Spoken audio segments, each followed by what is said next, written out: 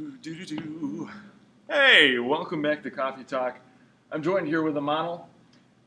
This is part 2 for our conversation streak. This is the second time you're on, right? Third. Third? Oh my gosh, I got to change the title here. Yeah. I'm going to have to do that after the fact. Yeah. Oh, well. Well, hey, welcome back to Coffee Talk part 2 with Imanol, part 3 with Imanol, and every time is a wild ride. Yeah. So we always talk about wild pieces of faith and life. And of course, I mean, we get serious too. Right. You know, we're not here just to joke around, like it's not just a joke fest. But I think with the conversations that we have, we take some of the far-reaching aspects of where faith can reach. Right. You know, and Yeah. I enjoy those types of conversations. Right. So anyways, we're here. We're going to be joining you live. So if you have any questions, feel free to throw them down. We'd love to bat those around and see what your thoughts are on the given topic. Now, our given topic might shift as we continue on here, but I did have one conversation started to get us going, talking about the most far-reaching places where faith can reach. Aliens.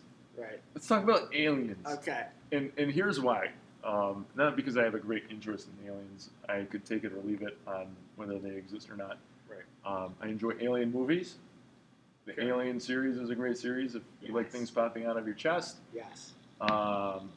Independence Day, you know, Welcome to Earth, you know, like all that stuff is always fascinating. You know, humanity's struggle to defeat the invading alien horde.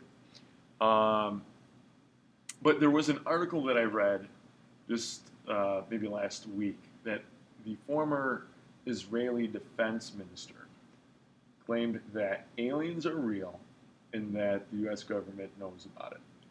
Right? And of course, that's like the tinfoil hat thing, the tinfoil hat scenario of like, oh, they're aliens. But in 2020 being what it is, it's still enough time for us just to see aliens come from the sky. It's been a wild year. But the implications of that, right, of what does that do for theology, right, I think is actually wild. Right. And so I want us to break that down here for a few minutes. So if you're like, Adam,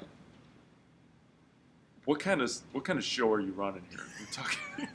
It's a good question, Adam. What kind of show are you running? Welcome to youth ministry, youth and young adult ministry, or anything goes. But I actually think that this is an interesting topic because, not just because Adam Giroux says so, but because C.S. Lewis himself, the author of the Narnia series, in addition to amazing, you know, nonfiction works like Mere Christianity and The Great Divorce, he wrote a trilogy called the Space Trilogy. And he actually breaks down this theory across these 3 books, which is actually on my to-do list of, you know, like actually getting a hold of and reading. I haven't read them. I've read enough about them to be able to start the conversation, but I don't know the depth of it. But he approaches this idea of life beyond Earth, and what does that do with faith, right? And I guess here's the concept of it, is that here on Earth, we fell, like Adam and Eve fell, and sin entered into this world. But there could be other places where sin did not enter into the world, but they rejected it. And so what does that do when worlds collide, right? And if there are UFOs that are being, and maybe this Israeli guy is just simply trolling people, you know, like, of course there's aliens, you know, and there really isn't. He's just trying to stir the pot a little bit. Because the reality is, as far as human knowledge goes, we haven't found any life beyond Earth. You know, there's no evidence for it. All right. So okay. What's the hot take there's here? There's a couple different things we can go into. Do we want to go into more the like hypothetical theological aspect first, or do we want to go into the like what are the pros and cons to the argument that they're out there? We could do a coffee talk in like either one of these. If the entire thing could be. Wow. That's a good question. Let's start with the theories that are out there. Okay, so Recently, actually, they found I don't know exactly the specifics of it. There was a compound found in the atmosphere of Venus that on Earth is only created by organic life. You know, I did see an article. Yeah. We must be following like the same thing. We probably are. Okay, all right. Yeah. So continue that. So, I mean, Venus is a very different planet from Earth, so it could there could be lots of different explanations besides life. But I mean, I think the current theory is that at one point Venus was semi-Earth-like, so it is possible that life evolved in a more Earth-like environment, and then everything kind of went kaput. And, greenhouse gases and like just the hellish like metal corroding atmosphere that Venus currently has. Something is somehow still alive in that, and is creating biological waste and stuff. So that's possible. There's also the idea that there is life beneath the ice layer of Europa, because it's like I think it's about Earth-sized moon of Jupiter, but like it's basically just water like most of the way through, and it's covered in this ice. But because of like the radiation from Jupiter, it is possible that like the water is warm enough inside that life could exist. And then there's the idea that Titan, like it's all like there's all like methane and all this stuff, but that like life could exist. Like we're carbon based, but that life there could be based on a different element. That could be the sort of basis for all their cells and stuff. And that's just within like a solar system. Like we have no evidence necessarily to say that those are true, but for all we know, they could be. There could be life in the solar system right now. And like as of right now, we don't really have a strong way to know one way or the other. There was, I think, another event. I can't remember the specifics of it, but it was like it was an astrological event, or astronomical, not the Pisces and all that, where like I think it was something about like it's like something happened with some sort of star that was like not conventionally explainable. Like it couldn't have been a black hole, it couldn't have been a supernova or something like that. Like maybe it was I don't want to say it was the appearance of stars because it's almost Christmas. But people were saying that it could be aliens in some way. There's the classic, I think it was called the WOW signal. I don't know if you've ever heard of this. Do you know what SETI is? Mm-hmm. So they detected like a signal from that was not part of like the background radiation, and it was very clearly like beyond that realm of just like randomness. That some said was like, oh, maybe it's an alien signal. Now, a counterpoint to this is there was another signal. I don't know if it was SETI that found it, but it was some sort of thing like that. And they later realized that this is not a joke, it was the like break room microwave that they were picking up on. So, kind of a mixed bag in terms of evidence there. Another thing, actually, recently, a declassified video was released by the U.S. government of an unidentified flying object, which could be explainable by lots of different things. But like, as far as we know, no government on Earth has the technology to create a plane or any sort of flying vehicle that can move as fast as that vehicle is moving. Mm-hmm. So some people are saying aliens. I mean, to me, Occam's razor would say, like, well, the more likely thing is that someone on Earth has technology we're not aware of. But, so that's kind of the scoop on at least my knowledge of, like, the current theories and such. We have little John here who has stopped on in. John, why don't you take a seat for a second? Come take a seat. I want you to say hi to the people. Special guest, little John. Come on, have a seat here, John. Oh. This is John. Say hi to John. How's it going? You're on live right now. This is Coffee Talk. I like it. I almost feel like you need a cup of coffee. I'm good. We're talking aliens here. Oh. And the possibility of. What do you feel about aliens? I don't know. What do you think? Well, I've been talking or for what? a while. Are they You real? think they're or- out there or what? That's what we're debating Yeah, right that's now. what we're trying to figure That's out. what- The implications of aliens. Depends. I don't know. I don't know. Ever seen a UFO? I never have, no. I haven't either. Me neither. 0 for 3 on aliens. Why don't you put down in the chat box, if you've seen aliens? We're gonna keep that kind of on rolling here with our poll. So right now it's 0 for 3. According to St. Greg's, no aliens. No aliens. You look like a man on a mission. I am on a mission. A mission from God. Oh, yeah. Oh, yeah. That's what Yeah. I'm talking about. Cool. Well, thanks for having me on. Thanks for stopping on by. Yeah. Sorry to pull you from whatever task you were doing. It's all good. You look like a man needing a seat. I did need a seat. I'm still full from lunch. We actually just had a staff Yeah. lunch in our Christmas party. Yeah, So we had a that's little good. little lunch here with Vince. Cooks up a great storm. Oh man, we had that tenderloin though. Oh, yeah. What'd you get? Tenderloin. With the Tenderloin. shrimp, potato. Oh, Mm, so good. it's that St. Greg's life. All right, we'll see you. All right, thanks, John. We'll see you later. So, going back to that report that you were talking about of picking up signals, Right. I was reading another article that was seeing this pattern that was being sent out, and at first they were like, "Oh, this looks like somebody's trying to reach out."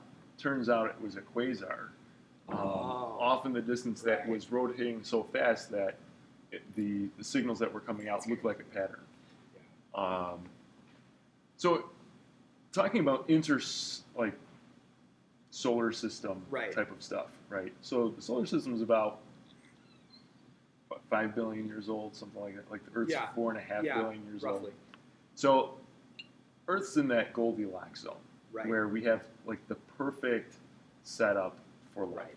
And the more you go into it, the crazier it Right. becomes on the probability Yeah. that life could get started here. I had an interesting conversation with my atheist friend about this, where he was kind of saying like his thought was that life is very common, that we're like nothing special. And I was thinking, I was like, well, I guess it really depends on like what you think the criteria for life are, because there's a disagreement. I mean, like for example, right? We have our moon, which like we look up in the sky and we take it for granted, but our moon is huge compared to other moons. I mean, I guess if you look at like gas giants, it's like small, but like for a terrestrial planet, it's really big. And if you look at it, it's covered in craters. And if it wasn't there, the things that were hitting the moon would be hitting us. And so that would have caused like much higher sea levels than we already have. Our sea level is already pretty high. Like what is it, like 70-something% of our planet is water? Like that's kind of insane already. Like you go much past that, it's like, how are you even going to have terrestrial life? So like the moon is potentially like a limiting factor. I've also heard that like having a Jupiter-sized object out where Jupiter is essential to also redirect asteroids. And that if you didn't have that, then your planet would just be like a fiery wasteland kind of a thing. Hashtag dinosaurs. Yeah, and then like the age of our star, like living long enough for life to evolve, and obviously the distance, and then like the other thing is like, well, the thing I was saying was like, well, how do we know, like even if we say that like just for the sake of argument that the maximum number of criteria that we know of right now, how do we know that that actually is the criteria? There might be more that we haven't thought of yet, and there's the idea of the Great Barrier, this idea that somewhere along the path of evolution, there is something that it is next to impossible to overcome, like just from an evolutionary perspective. Like, for example, mitochondria, right? For mitochondria to develop, my understanding is that like there were like back in the primordial soup days, there was a cell that was eaten by another cell, except the cell that ate it didn't digest it, and instead it incorporated it, and that smaller cell became the powerhouse of the cell, which is the building block of all multicellular life. And if that doesn't happen, then, well, you can't have anything else. Maybe that's just very unlikely to happen. So that could, like, this gets into the kind of Fermi paradox of, like, if life is so common, why haven't we seen it? Or, like, maybe it's intelligence, you know? Like, when you think about it, like, having a really big head and a not super strong body doesn't seem to make the most evolutionary sense. So maybe it's just, like, not super advantageous to be smart. And so we don't see any signs of intelligent life because it's not out there. And then none of this even considers a creator, right? Once you throw a creator in the mix, it's like, well, I mean, maybe he doesn't want other things. Or maybe he just doesn't want us to know about them yet. So. Right, and so I guess we can take a glimpse at Genesis, for example. You know, and I think given Genesis, there isn't a direct answer on if there is or isn't other life, because there could be. Right. We certainly haven't seen it. In our solar system, intelligent life is probably unexistent.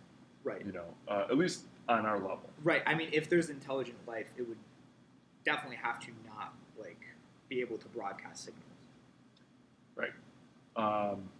And at this point, we've got pretty good coverage over the solar system that we would be able to have some idea on if there was civilization or broadcasting taking place. Right. And there isn't, right? That we've been able to see through various readings. But even according to Genesis, we were the prime created.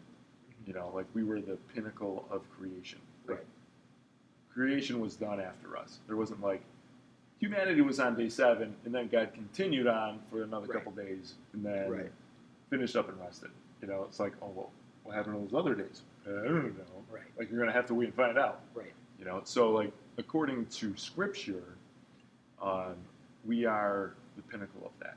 Right. Now, angels and other ethereal beings were created perhaps on the first day. God created light. There's some debate about all of that, but that's out of sight. That's not something we can tangibly say, like, all right, here's something that we can observe, right? Like, oh, there's the realm of the angels. We can just see heaven, right? So if there is other life, which we have not seen signals, or we haven't glimpsed at, like Alpha Centauri and said, like, there's something way out there. We're trying to reach them. What do we do with that if we've been seeing and hearing intangible proof here on Earth, like that video you're talking about from the Air Force or from the Israeli guy? Where does all of that stuff fit in? Is it so far beyond our capabilities of understanding? Or is it something that is a game? Or is it even something spiritual? Right. I mean, I guess it's like, the thing I think about is like, because I mean, I guess I'm not settled on the alien thing. I guess, to put my cards on the table. Like, I'm not like they're definitely out there or they're definitely not. Because I guess, like, it's just a matter of, like, well, how much evidence do we really have one way or another? I guess one of my only thoughts is, like, well, like, why did God create such a huge universe? Just put nothing else in it. It seems like it almost feels like waste. It almost feels like, well, why wouldn't there be more stuff? And it's like, but you know what? On the same token, though, if Adam and Eve were in Eden, Africa or Middle East, wherever you put it, probably Middle East, in between the Euphrates and whatever the other 2 rivers were. Tigris. I think there's one other. There is one other, I don't remember. But even from that starting point, I mean, the world would have seemed huge. So, like, what's the point of the world? So maybe the rest of this is for us to explore and wonder. Right. That's a good point. Yeah. I don't know. I guess another thing is, like, well, okay. So say we find alien life. I mean, that's pretty easily explainable. You throw them into one of the days, right? Like, surely the aliens can be created on the same day as, like, if they're all, like, animal-like, they're created as the same day as the animals that live on land, or if they're human-like, throw them into that same day. But another thing is like authorial intention, right? I mean, obviously, Genesis, the inspired word of God. But what was the purpose behind the human who wrote it down? I mean, they didn't have any concept of science. They didn't have any concept of planets. They were, okay, how do I explain in a theological, meta way, like how the world came into being? Like what is the like primal truth at the center of creation? Like humans being like the pinnacle, for example, right? Like them being like the last day. That's like, I mean, I think most people would agree that the whole universe wasn't literally created in 7 days, right? Humans were probably not literally created 6 days after light was created.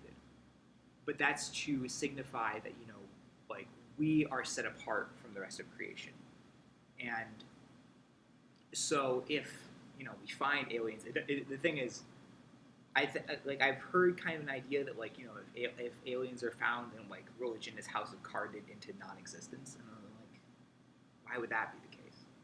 Like, why would God's creation not possibly be compatible with belief systems? It doesn't really make sense to me. Well, it's the same way as we adapt with what we know, what we learn. Right. And some people will say that religion is opposed to science, but really I think that science is just the study of God's work, right, and uncovering what that is. It's like with heliocentrism. Like when we first figured out that the Earth isn't the center of the universe. Right. That, well, I guess at first it was the solar system. That the right, sun, everything revolved around that, and then we're part of a bigger right, picture here with the rest of the universe. So we're always uncovering more. right, So there is room for more to be uncovered. right. We certainly don't know everything now. So there could be room for it. Right. But And I mean, if we take on good old Pope Francis, he said that if an alien wanted to be baptized, he would do it. So, well, that would come down to having free will and desire. right, Right? And that would be an interesting thing. An alien comes down and is like, who is God? And you're like, well, it's your God. Like, right. and it's like, how have you gone so long And not that's knowing what your creator is? then there's a whole other thing of like, okay, well, this gets into like the real hypothetical stuff. Like, what would alien psychology be like? But if we go with the assumption that we have about humans, at least, that all people desire to know God, then logically if aliens fall under that same category, then they would also desire to know God. And I think it would be reasonable to say that the religions of the world have formed because of that desire to know God. And, maybe some people get a little closer than others. And of course we have Jesus, who brings us closer than anyone else can, right? But then the sacrifice of the cross is enough by definition, right? So it can't be repeated. Jesus can't be going around getting crucified or executed in various alien ways on alien planets. So maybe there could be something along the lines of Marian apparitions or, Christophanies or something like that to other alien societies, but you couldn't have the cross. And so the question would be, well, that brings a whole interesting question of what makes us so special as compared to others, right?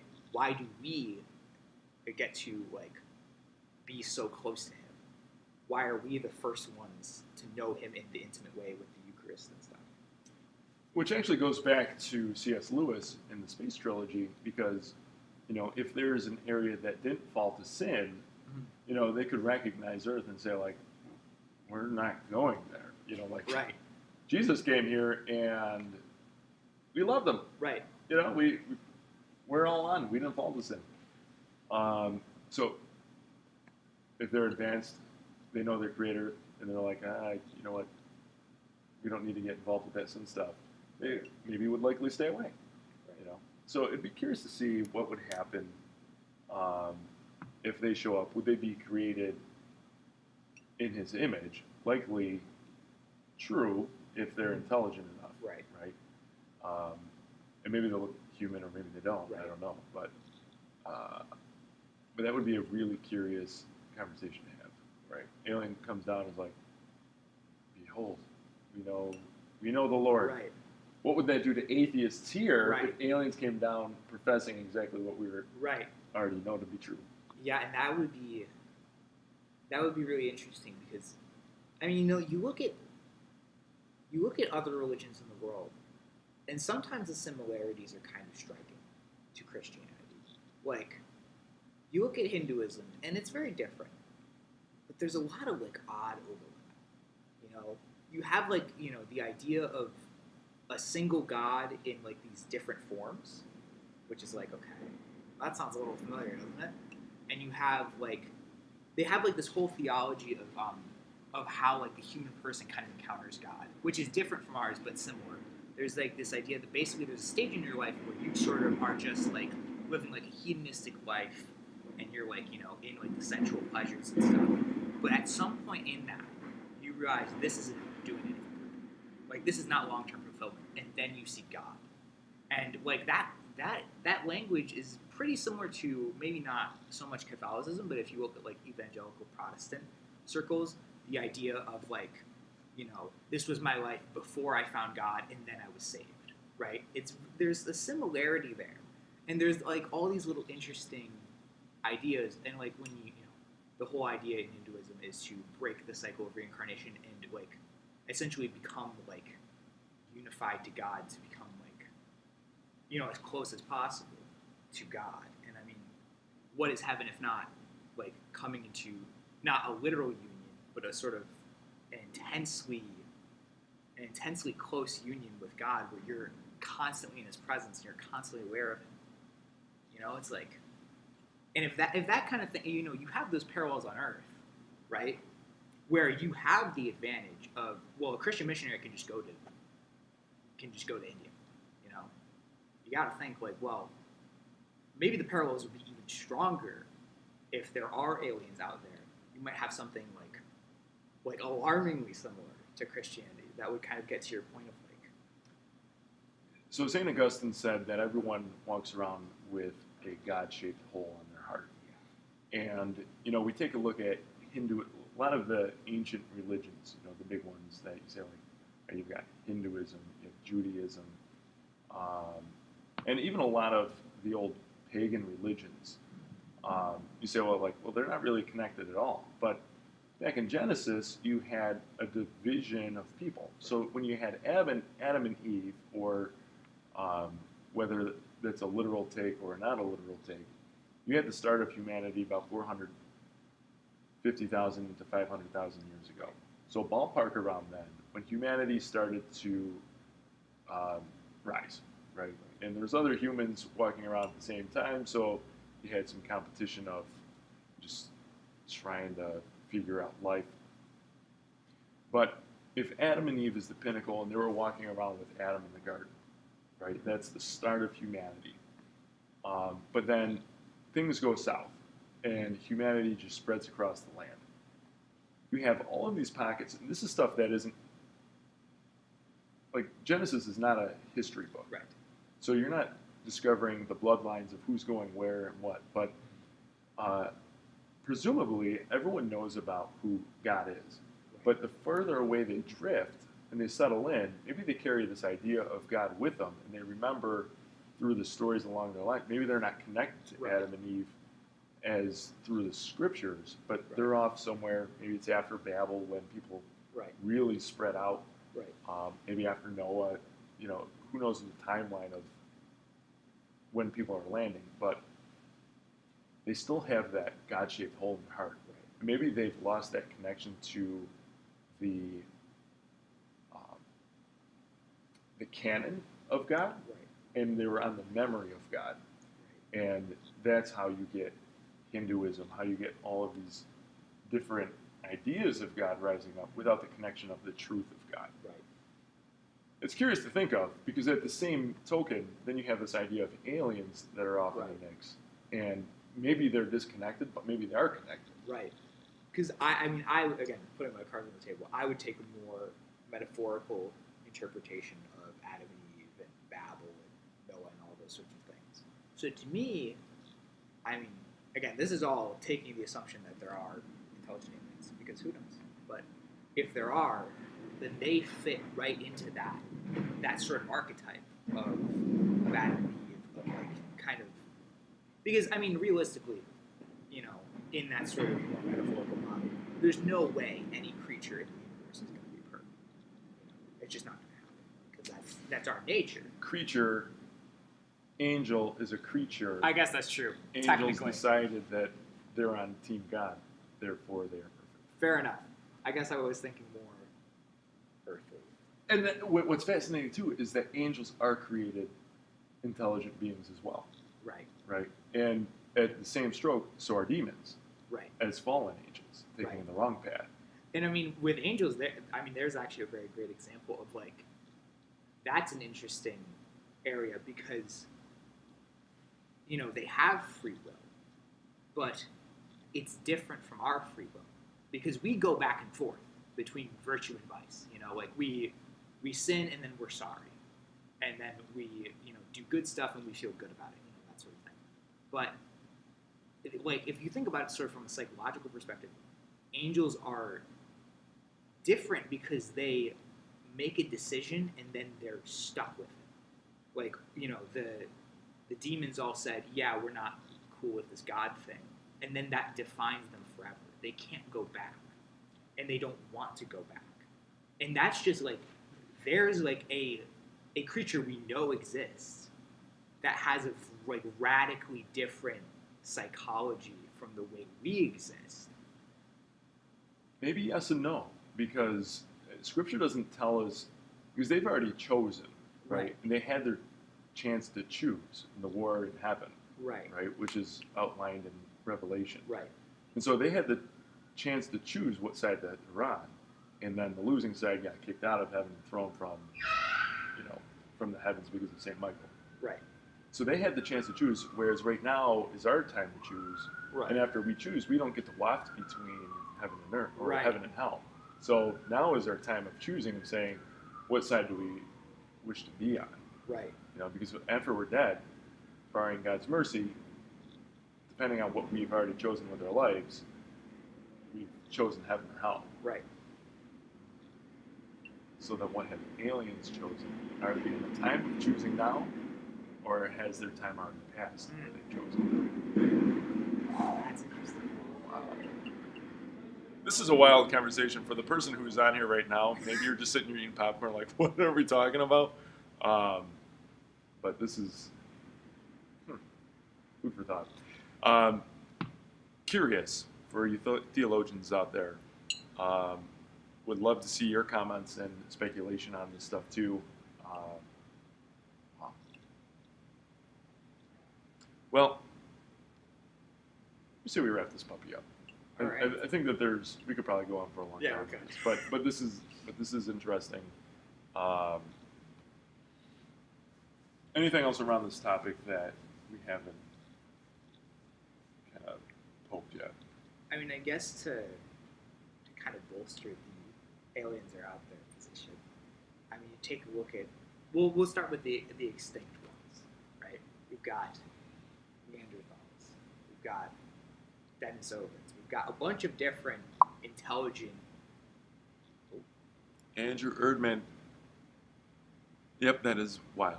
This is wild. It is.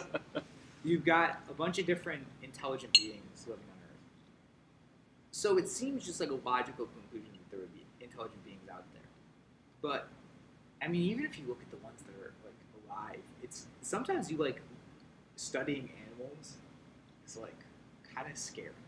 Because, like, some of them are really smart. Like, dolphins are, like, weirdly intelligent. Like, some people would argue that, like, their communication with each other is, like, because, for example, dogs can communicate with each other through barks. But, and, like, people wouldn't consider that a language.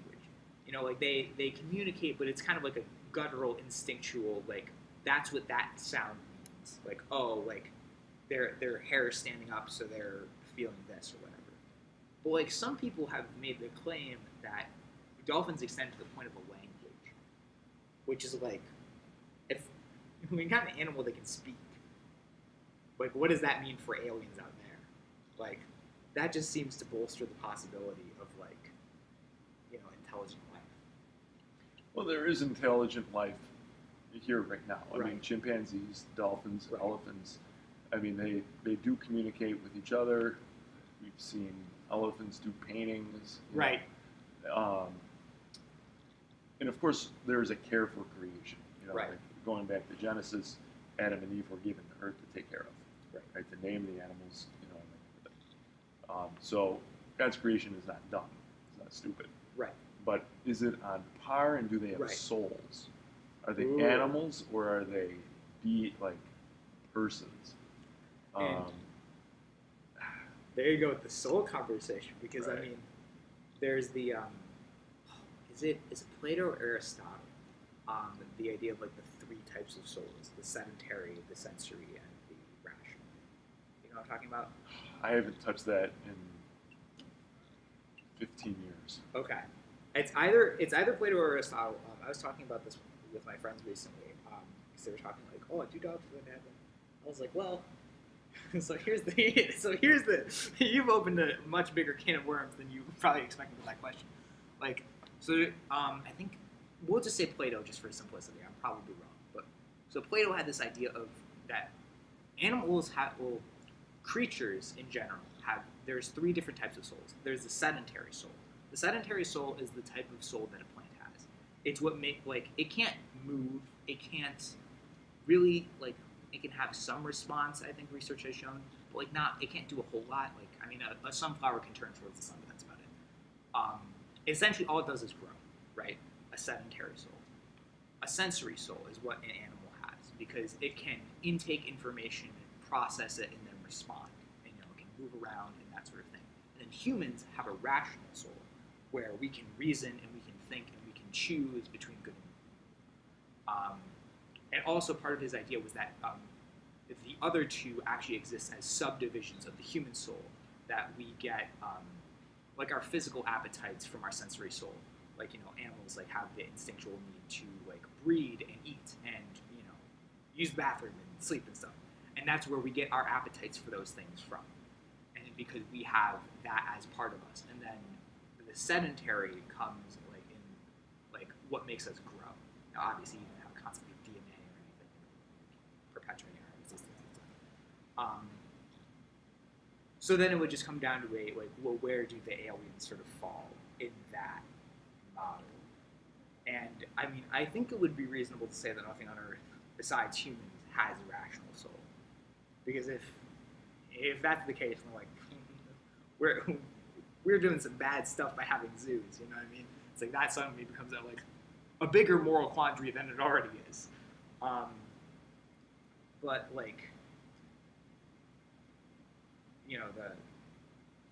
the rational part is kind of what separates us, is the fact that we can choose.